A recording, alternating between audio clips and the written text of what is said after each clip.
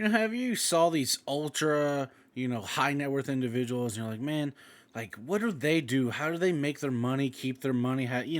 Like, what mistakes are they not making that everyone else is making that's letting them get to where they're at, right? And that's kind of what we want to talk about. Like some of these mistakes that these ultra wealthy people, they don't make them, right? Now, to be ultra ultra high net worth individuals, right? Of that you have to have a net worth of at least 30 million. The net worth of these individuals consists of shares in, private and public companies and real estate, personal investments, art, planes, cars, stuff like that. When people with lower net worths looks at those people, you're like, man, a lot of them, you start to believe that the key to becoming ultra wealthy lies in some secret investment strategy, but that's not always true. In the words of Warren Buffett, the number one investing rule is don't lose money. That's simple, right? Well, ultra high net worth individuals aren't mystics and they don't harbor deep investing secrets. Instead, they know what simple investing blunders to just avoid. Right? And a lot of them are common knowledge, even among investors who aren't particularly wealthy. Let's start off with number one, right? A lot of them only invest in the US and the EU, right? While developed countries such as the United States and those within the European Union are thought to offer the most investment security, these ultra high net worth individuals look beyond their borders to frontier and emerging markets, and some of the top countries that they invest in, you know, you might think, "Oh, I'll never think of them," right? Well, wrong. Indonesia, Chile, Singapore, they're investing in these countries, not just in the US and EU. Of course, individual investors should do their research on emerging markets and decide whether they fit into their investment portfolios and their overall investment strategies. The second thing to talk about is investing in physical assets. When people think of investing and investing strategies, stocks and bonds normally are what come to mind. Whether this is due to higher liquidity or a smaller price for entry, it doesn't mean that these types of investments are always the best. Instead, these ultra high net worth individuals understand the value of physical assets and they allocate their money accordingly. Now, these individuals invest in such assets as private and commercial real estate, in land, gold, even artwork. I mean, real estate continues to be a popular asset class in their favorite portfolios to balance out the volatility of stocks. While it's important to invest in these physical assets, they often scare away small investors because of the lack of liquidity and the higher investment price point.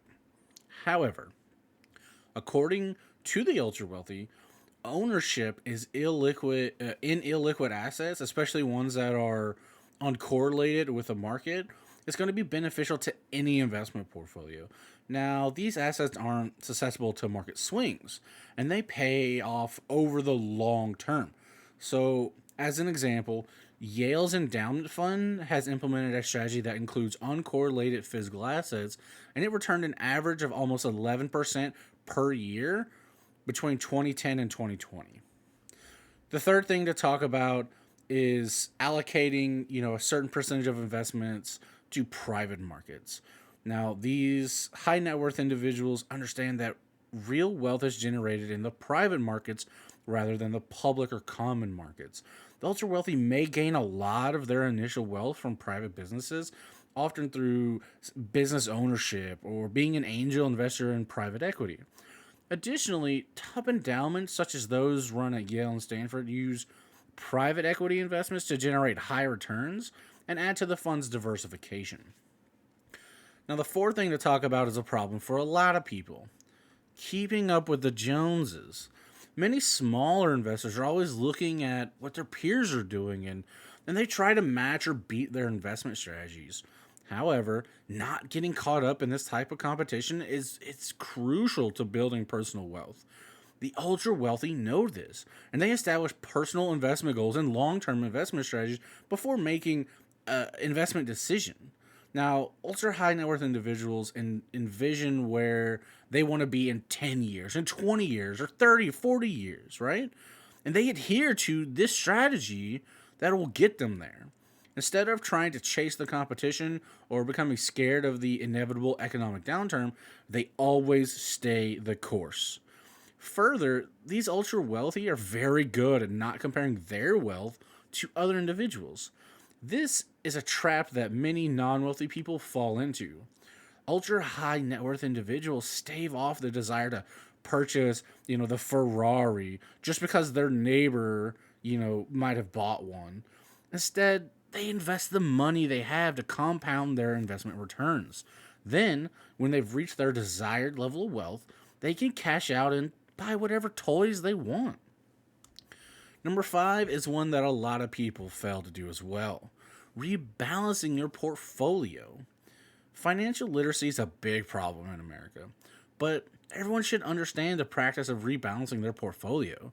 Through consistent rebalancing, investors can ensure their portfolios remain adequately diversified and proportionally allocated. Now, however, even if some investors have specific allocation goals, they often do not keep up with rebalancing, allowing their portfolios to skew too far one way or the other. A balanced portfolio typically includes the right mix of things like cash, stocks, and bonds based on, your age and your personal risk tolerance.